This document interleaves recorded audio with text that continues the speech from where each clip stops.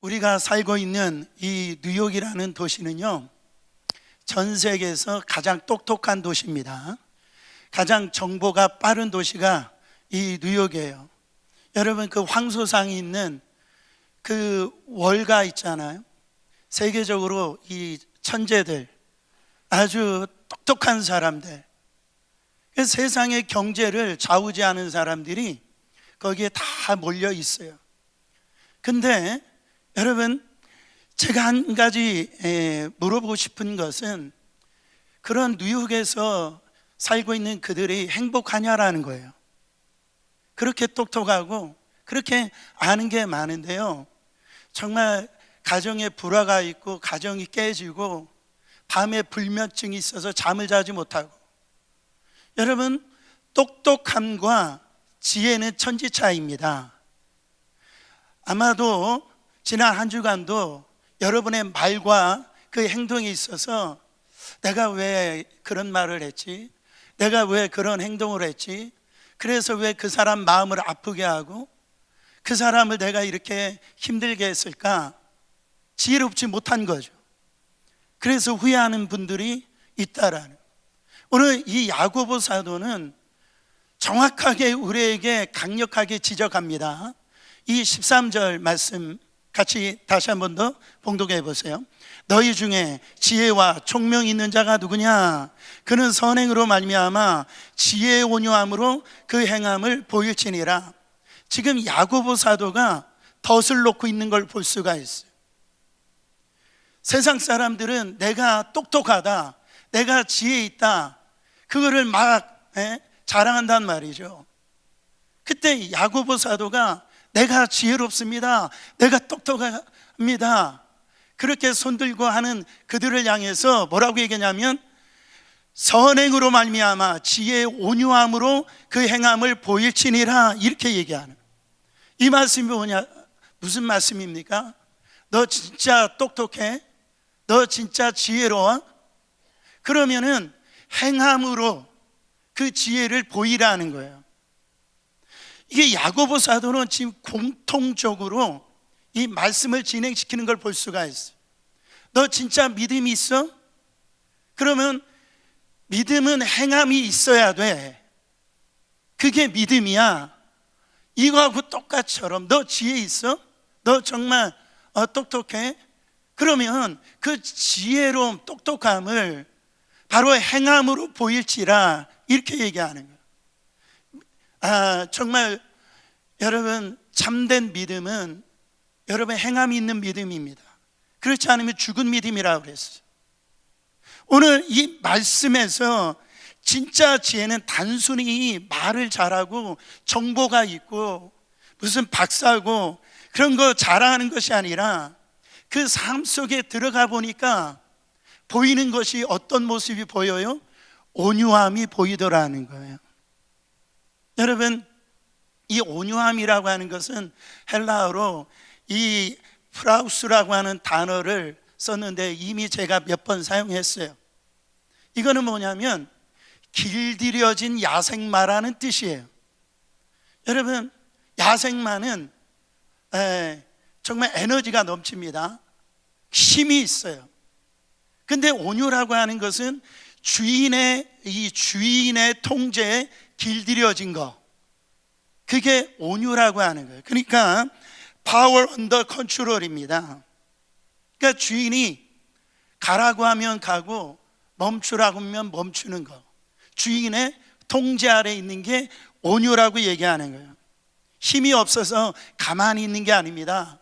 바로 힘은 넘치는데 그 힘을 주인의 통제 아래 두는 게 뭐라고요? 그게 온유함이라고 말씀하고 있는 거예요.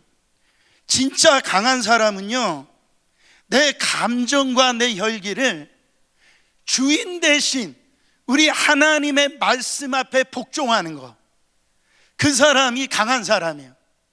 내가 지금 폭발할 것 같은 혈기가 있는데, 내 주장이 있는데요, 하나님이 너 가만히 있어, 그러면은 하나님의 말씀에 여러분 정말 멈출 수 있는 게 그게 온유한 것이다.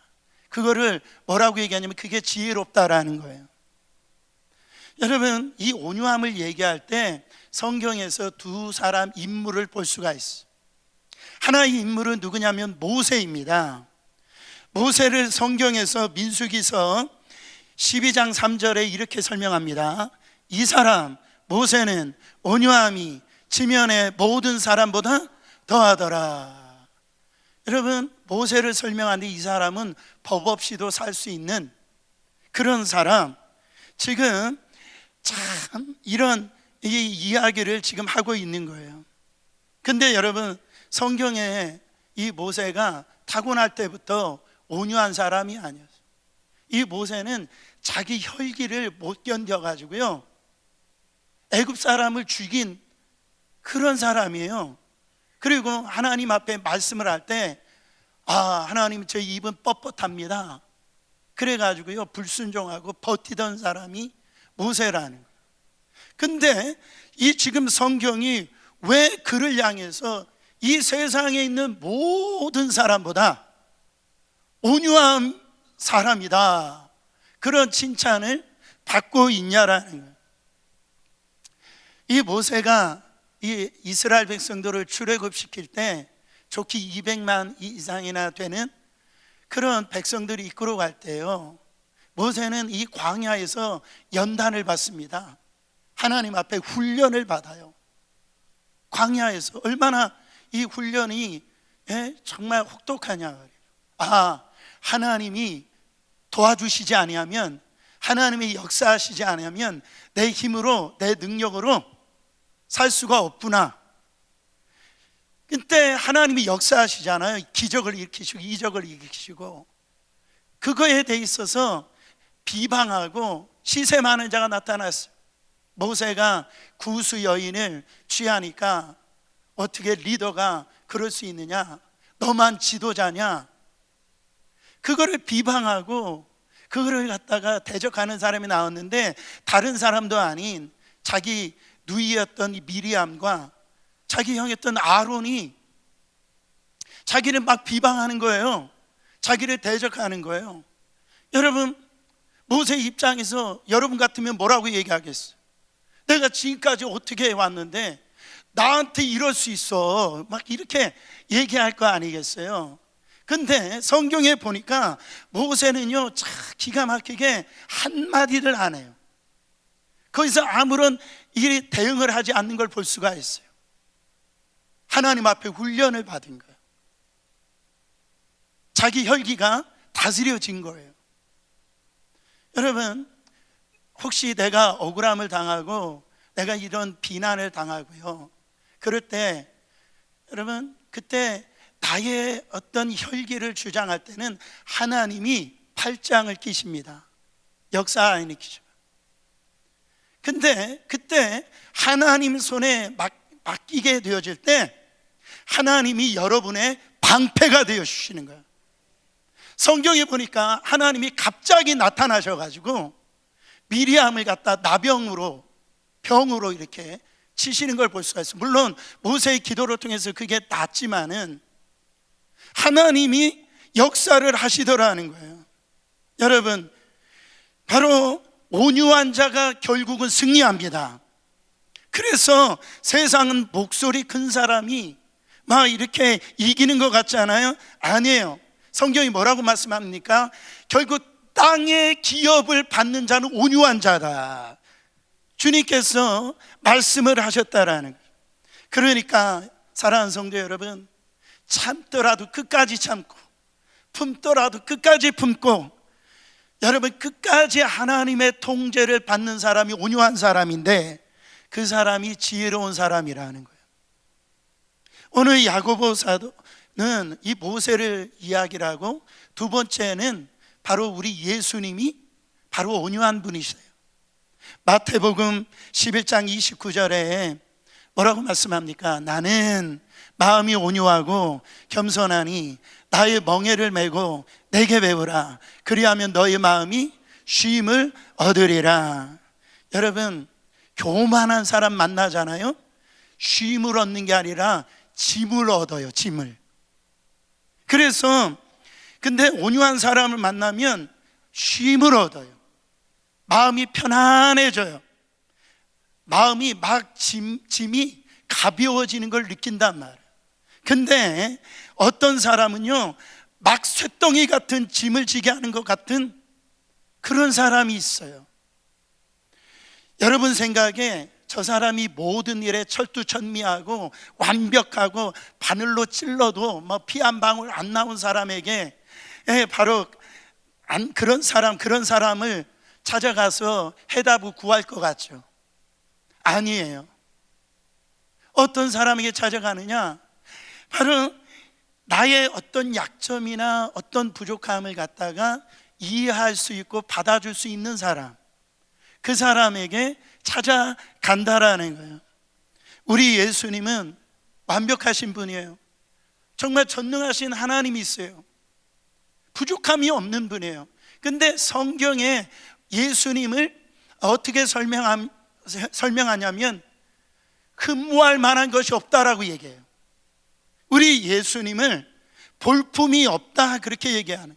근데 볼품이 없고 흠모할 만한 것이 없는데 수많은 사람들이 예수님에게 나오더라는 거예요. 슬픈 마음 있는 사람, 병든 육체를 갖고 있는 사람, 귀신 들린 사람 나와서 예수님 앞에 나오니까 뭐를 얻어요? 쉼을 얻더라는 거예요. 왜? 우리 예수님은 온유하신 분이시니까 쉼을 얻더라는 거예요. 여러분 김창옥 교수 아시잖아요. 굉장히 달변가고 다른 사람들을 기쁘게 만들고 행복하게 해주는 그 김창옥 교수님, 저도 뭐 가끔 들은 적이 있었는데 다른 사람들을 정말 기쁘게 해주고 행복하게 해주는 명강연자잖아요. 근데 어느 날 뉴스에 나오는데 이분이 뭐라고 하냐면 더 이상 자기가 강연을 하지 않겠다. 왜냐하면 자기가 치매가 생겨지기 시작해가지고 더 이상 강연할 수가 없다라고 얘기하는데 놀라운 일이 생겼어요. 더 많은 사람들이 이 김창욱 교수님 앞에 나와가지고선 강의를 듣기 원한다라는.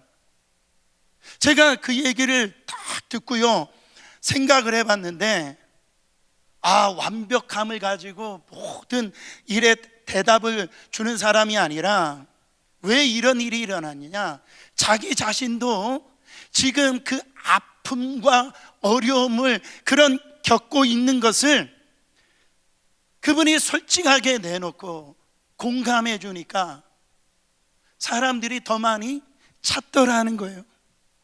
그게 온유함이라는 겁니다, 여러분. 자기가 뭐인 것처럼 의시되는 것이 아니라 자기의 얼마나 똑똑한 사람이냐 이거를 드러내는 것이 아니라 자기도 연약한 자인 것을 솔직히 드러내는 거예요. 사랑하는 성도 여러분, 이렇게 해야 쉼을 얻는 거예요. 여러분들이 예배에 나오셔서 예수님 앞에 나오셔서 쉼을 얻길 바랍니다. 있는 모습 그대로 주님 앞에 나올 때에 그 온유하신 주님이 그 앞에서 우리를 쉬게 하신다라는 거예요. 사랑하는 성도 여러분, 목사님 나는 원래 타고난 성품이 이래요, 기질이 이래요, 포기하지 마시기를 바랍니다. 성령의 방망이로 여러분의 기질을 여러분 깨끗하게 깨뜨리시기를 축원합니다. 그래서 여러분의 혈기 고집을 십자가에 못 박혔음을 믿고 바로 하나님이 쓰시기에 가장 편안한 사람, 온유한 사람 되시기를 축원합니다. 여러분이 그렇게 온유해질 때 바로 여러분의 가정이 살고요, 여러분의 공동체가 살게 되어지는 거예요. 우리 교회가 세상이 감당할 수 없는 거룩한 그런 능력을 갖게 되어질 것입니다. 바로 이런 온유함으로 여러분들이 하나님의 지혜를 나타내는 귀한 삶을 사시기를 축원합니다. 야고보는 이 지혜를 갖기를 원하는데 지혜도 두 종류의 지혜가 있다라는. 하나는 위로부터 오는 지혜, 하나는 땅 위에 있는 지혜. 두 가지를 지금 얘기를 하는데 이 14절부터 16절 말씀 한번 봉독하기를 원합니다. 그러나 너희 마음속에 독한 시기와 다툼이 있으면 자랑하지 말라. 진리를 거스려 거짓말하지 말라. 이러한 지혜는 위로부터 내려오는 것이 아니요 땅 위의 것이요 정욕의 것이요 귀신의 것이니 시기와 다툼이 있는 곳에는 혼란과 모든 악한 일이 있음이라 그랬어. 여러분, 땅의 것 위에 있는 것들, 위로부터 오지 아니하는 것들은 뭐를 낸대요? 독한 시기와 다툼이 생긴다라는. 바로 왜 이런 독한 시기와 다툼이 나타나느냐? 거기에 보니까 자기를 자랑하기 때문에 그렇다라. 이건 뭐예요? 자기를 드러내기 때문에 시기와 다툼이 나타난다는 거예요. 여러분, 왜 소리를 냅니까? 왜 목소리를 크게 내요? Here I am. 내가 여기 있다라는 거예요. 자기 존재가 드러내는 거예요. 내가 이렇게 대단하다라는 거죠. 내가 똑똑하다라는 거죠. 내가 이렇게 거룩하다라는 거죠. 마치 바리새인들이 자기를 막 드러내잖아요. 기도할 때 하나님 보고 기도하면 되는데 말 어귀에 올라가 가지고 내가 이렇게 거룩한 사람이야, 구제를 하는데도 막 나팔을 불면서 내가 이렇게 구제를 많이 하는 사람이야, 자기를 자랑하는 거예요. 자기를 드러내는 거예요. 근데 이런 것들은 땅의 것이고 정욕적인 것이고 귀신에서 온 것이다. 영적인 것이 아니래요. 이게 세상적이고 정욕적이라는 거예요. 여러분, 옆 사람과 싸우고 교회를 어지럽히고요, 가정에서 소리 지르는 거, 그거 단순히 성격 탓하시면 안 돼요. 그것은 사탄 마귀적인 것이라는 거예요. 이것을 무겁게 받으시기를 바랍니다. 여러분, 이 땅의 죄가 가장 무서운 이유가 뭐냐면 관계를 깨트려요. 뭐를 깨트려요? 관계를 깨트린다라는 거예요. 개 바구니 이론이 있어요. 이게 바로 이 크랩 버켓 이론이라는 건데, 양동이에 개 한 마리를 집어넣을 때는 반드시 뚜껑을 닫아야 돼요. 왜냐하면 기어 나오니까. 근데 그 바구니 양동이에요, 이 개를 많이 넣으면 뚜껑을 닫을 필요가 없대요. 왜 닫을 필요가 없느냐? 한 마리 개가 그냥 기어서 밖으로 나가려고 하면은 뒤에 있는 개가 못 나가도록 그 집게로 갖다 끄집어낸다라는 거예요.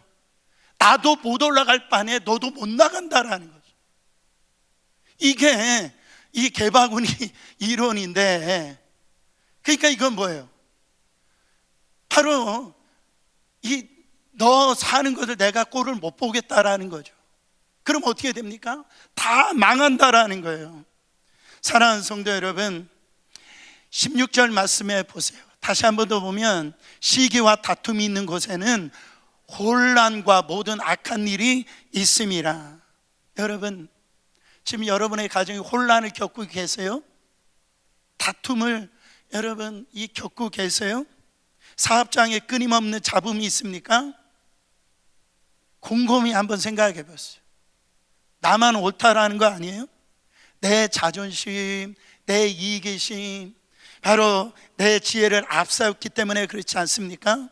다시 한 번 더 내 중심적인, 내 그 이기적인 내 자아를 오늘 예수의 이름으로 다 깨어지는 시간 되시기를 축원합니다. 여러분, 내가 죽어야 가정이 사는 거예요. 내가 죽어야 하나님이 드러나는 거예요. 여러분, 그래야 우리 가정이 살고 우리 모두가 사는 거예요. 그 영적인 이 비밀을 우리가 깨달아야 됩니다. 그게 바로 하늘의 지혜라는 거죠. 야고보는 이 세상의 지혜를 완전히 구별되는 위로부터 나오는 지혜가 있음을 오늘 얘기를 합니다. 위로부터 나오는 이 지혜를 우리가 구해야 돼요. 그거를 우리가 소유해야 됩니다. 그래서 이 위로부터 나온 지혜가 8가지가 나오는데, 우리가 이 8가지 지혜를 다 외울 수가 없잖아요. 우리가 머리가 안 좋으니까. 그거를 이렇게 통합해 보면 뭐가 나오냐면 예수님의 성품, 예수님의 인격, 예수님의 캐릭터, 예수님의 마음, 그거로 알 수가 있어요. 고린도전서 1장 30절 말씀 보세요. 예수는 하나님으로부터 나와서 우리에게 지혜와 의로움과 거룩함과 구원함이 되셨습니다. 예수님이 지혜세요, 여러분. 그러니까 우리가 예수로 충만해지면은 여러분 이렇게 지혜롭게 살 수가 있다라는 거죠. 오늘 그 8가지가 뭔지 야고보서 3장 17절 다시 한번 더 봉독합니다. 오직 위로부터 난 지혜는 첫째 성결하고, 다음에 화평하고 관용하고 양순하며 긍휼과 선한 열매가 가득하고 편견과 거짓이 없나니. 이게 위로부터 난 지혜예요. 사랑하는 성도 여러분, 이 8가지 지혜가 바로 우리에게 필요하네. 잠깐 제가 하나하나 설명을 드리길 원해요. 첫 번째, 바로 우리의 인생을 경영해야 되는데, 지혜롭게 살아야 되는데 성결이 중요하다라는 거예요. 여러분, 세상은 성결을 지혜라고 하지 않아요. 근데 성경에서는 성결이 진짜 지혜다, 그렇게 얘기합니다. 이 말을 뒤집어 보면 성결하지 못한 것은 미련한 것이다, 그렇게 얘기하는 거죠. 성경의 삼손을 보세요. 세상에 어떤 사람보다도 힘이 많은 사람이에요. 그래서 이 턱뼈로요 블레셋 사람을 1000명을 그냥 죽이는 사람이에요. 대단한 사람. 근데 낮에는 나귀뼈대로 1000명의 블레셋 사람들을 이렇게 죽이는 그런 사람은 사는데, 근데 밤에는 기생집으로 간다라는 거예요. 낮에는 하나님의 종으로 살고 밤에는 이 정욕의 종으로 살아요. 낮에는 하나님의 계명을 가지고 살고 밤에는 하나님의 계명을 어깁니다. 성결하지 못한 삶을 사는 거예요. 사랑하는 성도 여러분, 지혜롭지 못한 거, 그러다가 결국 어떻게 됐어요? 두 눈이 다 뽑힌 거예요. 그냥 이게 노예가 돼가지고 연자맷돌을 가하는 인생이 되었다라는 거죠. 여러분, 다윗의 이 지혜롭지 못한 하나의 사건이 뭡니까? 그가 바로 우리아의 아내 밧세바를 취한 거예요. 지혜롭지 못한 거죠. 인생에서 가장 미련한 짓을 한 거예요. 근데 요셉은 어떻습니까? 요셉은 보디발의 아내가 유혹을 오는데 거기에서 승리합니다. 여러분, 성결함이 지혜로운 거예요. 그래서 후에 그가 애굽의 총리가 돼가지고 전 세계를 살리는 사람이 됩니다. 여러분, 다니엘과 그 세 친구들을 보세요. 그는요 궁중의 음식을 먹을 수가 있었어요. 거기서 편안하게 그냥 배부르게 먹을 수가 있었어요. 그러나 다니엘과 세 친구는 어떻습니까? 우상에게 바쳐진 재물을 나는 먹을 수 없다라는 거예요. 난 성결해야 된다라는, 나는 구별해야 된다라는 거예요. 나는 경건해야 된다라는 거예요. 여러분, 성결이 지혜예요.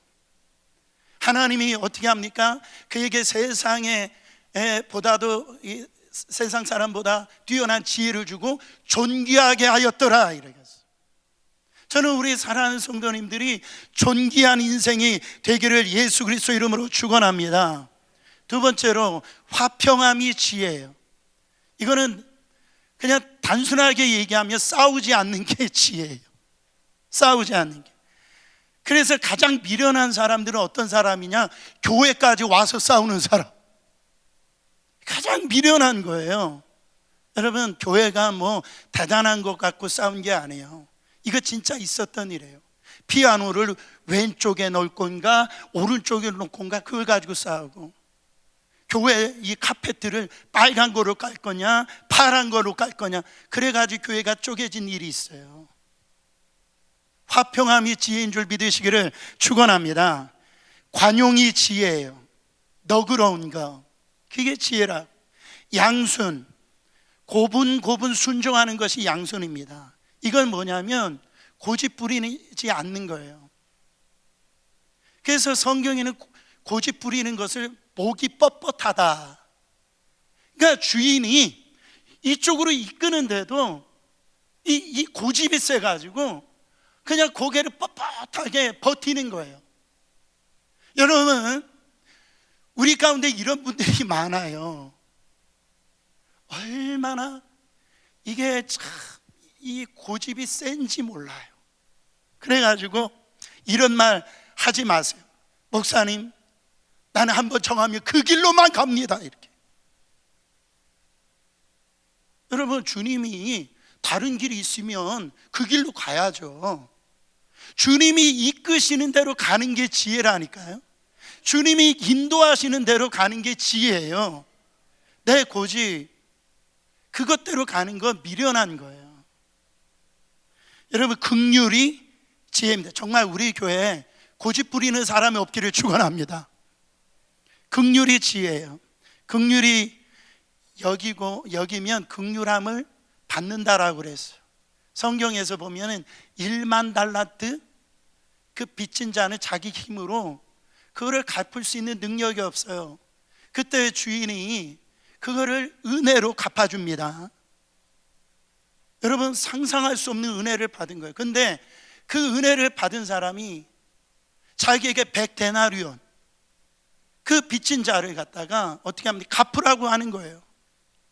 미련한 거죠. 어떻게 됩니까? 감옥에 잡혀 들어가고 그 빚을 다 갚으라고 얘기하잖아요. 사랑하는 성도 여러분, 우리는 긍휼함을 받았어요. 여러분, 우리도 다른 사람을 생각할 때 정죄하기보다는 긍휼히 여기는 마음, 그게 지혜롭다라는 거예요. 선한 열매가 가득한 것이 지혜로운 것입니다. 주님은 열매 있는 자를 찾으세요. 주님은 잎사귀를 찾는 게 아니에요.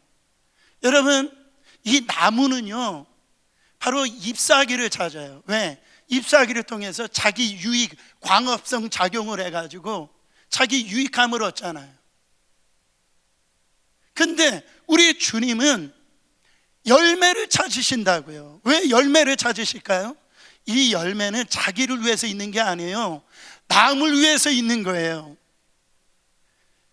사랑하는 성도 여러분, 성령의 9가지 열매를 주렁주렁 맺히는 여러분들 되시기를 축원합니다. 여러분, 편견이 없는 게 지혜예요. 편견을 가지고 있는 것이 미련한 겁니다. 물론 사람에게 편견을 갖고 있는 것도 무서운 건데 하나님에 대해서 편견을 갖고 있는 것처럼 미련한 게 없어요. 그게 성경에 누가 나오냐면은 1달란트 받은, 주인에게 1달란트 받은 자예요. 충분히 그거 가지고 일할 수 있는데 땅에 묻습니다. 주인이 와서 이유를 물어봐요. 그때 이 1달란트 받은 자가 뭐라고 얘기하냐면, 당신은 바로 뭐라고 얘기합니까? 편견을 갖고 있어요. 인색한 사람이라고 얘기합니다. 너는 나를 그렇게 생각했다라는 거예요. 하나님을 향해서. 우리 가운데 우리 기도가 뭐 응답이 안 되지고 나 뜻대로 안 되면은 하나님에 대해서 편견을 갖고 있는 분들이 있어요. 우리 하나님은 좋으신 하나님, 우리 하나님 여러분의 인생을 책임져 주시는 하나님인 것을 믿으시기를 축원합니다. 여러분, 중요한 것은 이 마지막 건데요, 위로부터 나온 지혜는, 예수님의 지혜가 뭐냐면 거짓이 없다라는 거예요. 이 거짓이 없다라는 것은 뭐냐면 노 왁스라는, 왁스칠이 없다라는 얘기예요. 여러분, 제가 어느 날 신문에서 그런 기사를 봤어요. 너무 우리가 먹음직해가지고 이게 너무 프레시해가지고요, 보여서 사과를 샀는데 보니까 사과에 왁스가 칠해진 거예요. 여러분, 왜 사과에 왁스가 칠해졌을까요? 예? 그거는 싱싱하지 않는 거예요. 그래서 싱싱한 것 척하려고, 이게 별로 고급 상품이 아닌데 그 왁스를 발라가지고 대단한 것처럼 보이게 하려고. 이 노 왁스가 나중에 어떤 단어로 바뀌냐면은 이게 가면으로 바뀌어요. 이게 어떻게 또 바뀌냐면 이게 배우라고 하는 말로 바뀝니다. 그래서 배우는 자기는 그런 사람이 아니지만 가면을 쓰고 연기를 하는 거예요. 그런 척을 하는 거예요. 그러니까 이건 뭐예요? 정말로 하나님이 주신 그 예수님을 만난 사람들의 모습은 뭐냐? 어떤 지혜를 가져야 되냐면 왁스 칠할 필요가 없다라는 거예요. 거기에 척할 필요가 없다라는 거예요. 가식할 필요가 없다라는 거예요. 여러분, 근사할 척 필요 없다라는 거예요. 경건할 척 필요 없다라는 거예요. 믿음 있는 척할 필요 없다라는 거예요. 여러분, 그게 능력이에요. 주님 앞에 나왔을 때 다시 한 번 더 있는 모습 그대로 나올 때요, 그게 자유를 줘요. 그게 회복을 준다고요. 그게 치유를 준다라는 거예요. 여러분, 아나니아 삽비라를 보세요. 누가 시킨 것도 아니에요. 자기가 전 재산을 하나님 앞에 바친대요. 그 왜 그런 겁니까? 아니, 바나바나 이렇게 보니까 자기 재산을 바치니까 사람들이 와 대단합니다 박수 쳐주는 거예요. 그래서 이 아나니아 삽비라가 전 재산 바친 척을 했단 말이에요.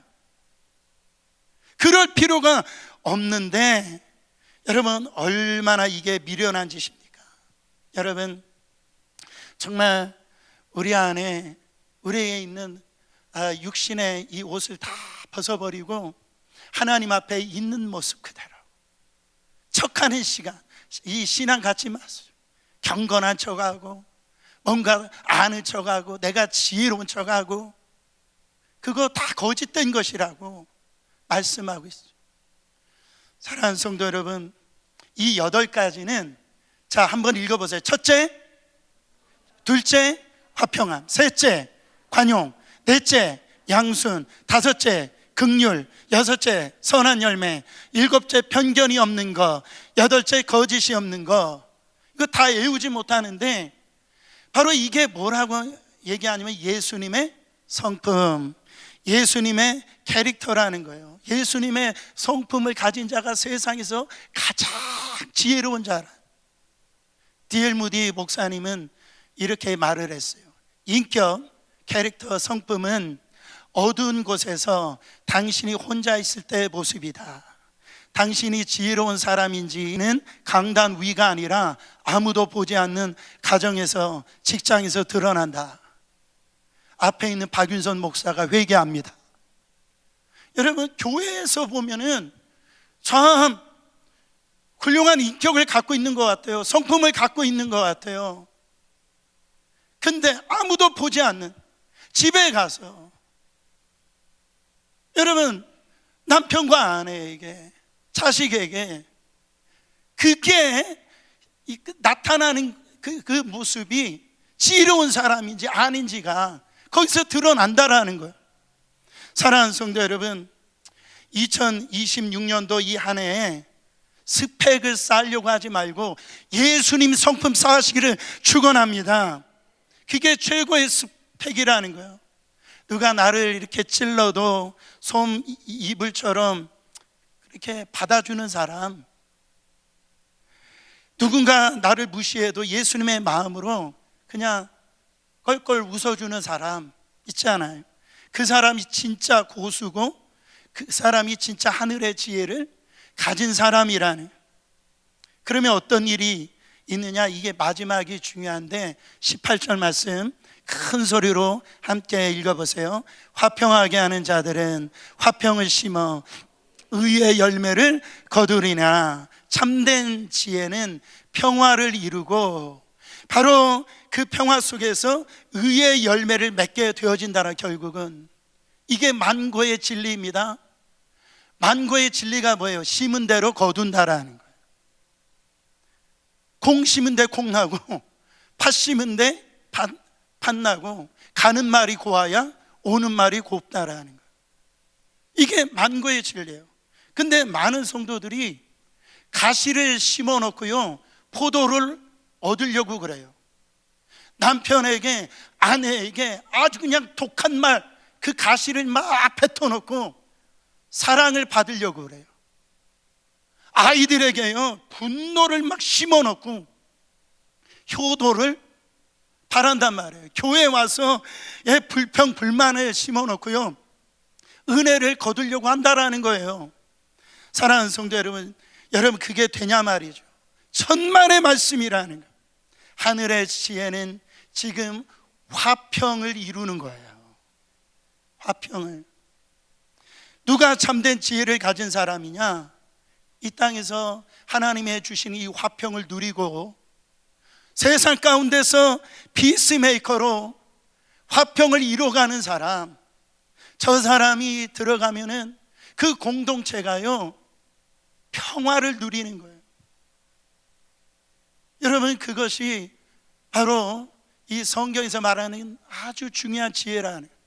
저는 이 말씀을 묵상을 하는데 어떻게 결론을 내고 싶은가 보니까, 여러분, 우리가 이 땅에 하나님께서 창조한 목적이 뭐예요? 이 땅에 우리를 보내신 이유가 뭡니까? 어떻게 살라고? 하나님의 영광을 위해서 살라라고 그랬어요. 그게 우리를 만드신, 그게 목적이에요. 그래서 이사야서 43장 7절 말씀 읽어보세요.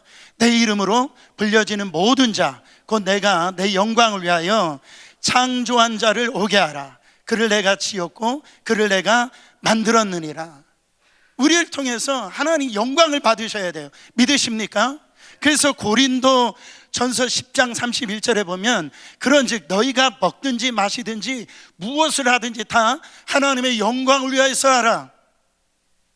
여러분, 이게 우리를 만드신 목적이라. 그러면은 어떻게 사는 것이 하나님의 영광을 위해서 사는 것이냐?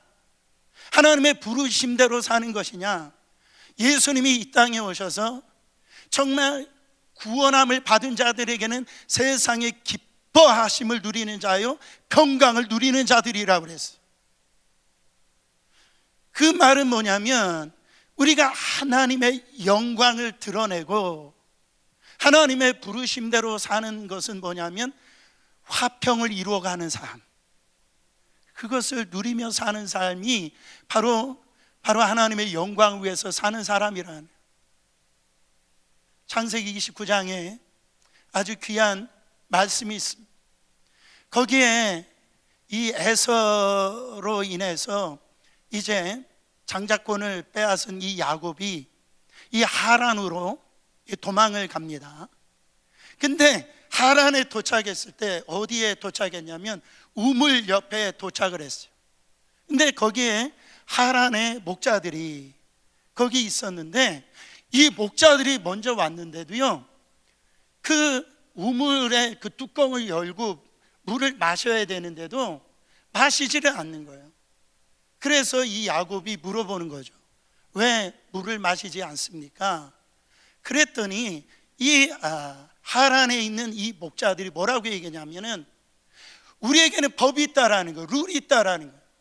모든 목자들이 다 와야 이 우물의 뚜껑을 열고 물을 마시는 법이 있다라는 거예요. 여러분 보세요. 먼저 온 사람들이 그 물을 마신다라고 그래가지고 누가 뭐라고 할 사람 없어요. 그렇지 않아요?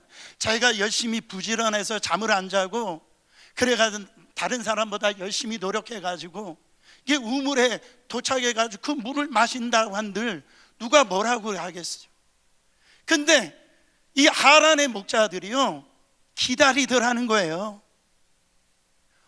누구까지 기다리냐면은 마지막 도착한 목자가 누구냐면은 라헬입니다. 여러분, 라헬은 여자예요, 남자예요? 여자예요.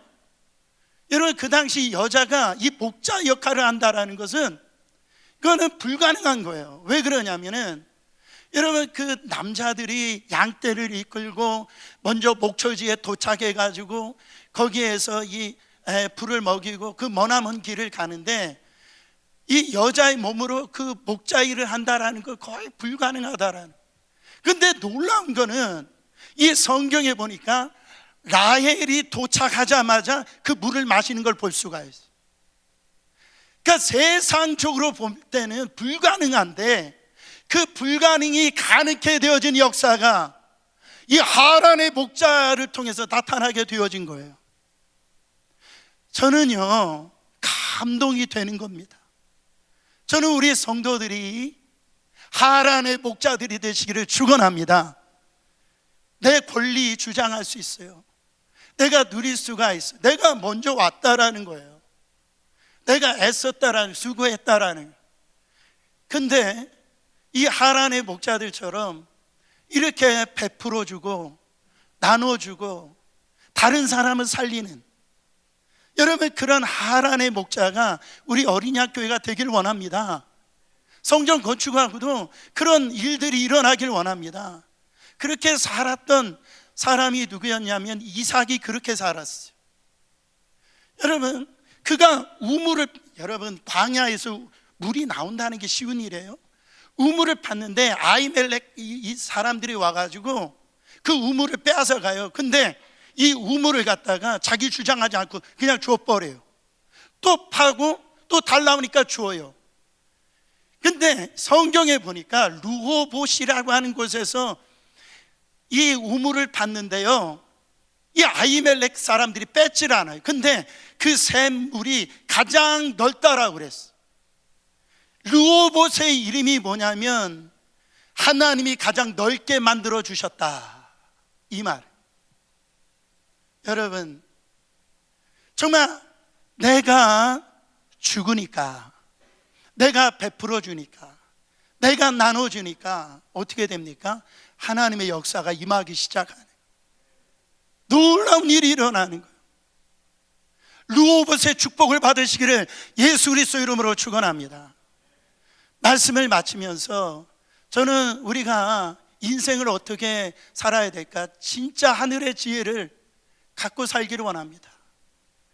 내 지혜를 갖고, 내 똑똑함으로 갖고 하면은 거기에는요 분노가 있고 시기 질투가 있고 거기에 여러분 화평이 깨트려져 버려요. 근데 예수 그리스도의 이 성품을 가지고 하늘의 지혜를 갖고 살아갈 때 온유함으로 살아가면은 거기에는 평강이 임하고 거기에는 하나님의 영광이 나타난다라는. 사랑하는 성도 여러분, 이 시간에 저는 옆에 분들에게, 아니 여러분들에게 적용을 하나 드리길 원합니다. 3초의 지혜. 몇 초의 지혜? 3초의 지혜. 화가 치밀어 오를 때, 분노가 치밀어 오를 때, 억울한 일을 당할 때 몇 초만 멈추라고요? 3초만 멈추고 십자가를 바라보세요. 십자가를 바라보세요. 화평을 심는 순간입니다. 우리 옆 사람 지극히 한번 바라보고 이렇게 고백했으면 좋겠어요. 제 성질이 죽어야 성도님이 편안합니다. 그렇게 한번 인사해 보세요. 제가 얼른 죽겠습니다. 반대편에게 이렇게 인사해 보세요. 아직 덜 죽어서 미안합니다. 그래도 많이 착해진 겁니다. 내가 죽어야 여러분 가정이 살고 교회가 살고 하나님의 영광이 나타납니다. 같이 찬양하겠습니다.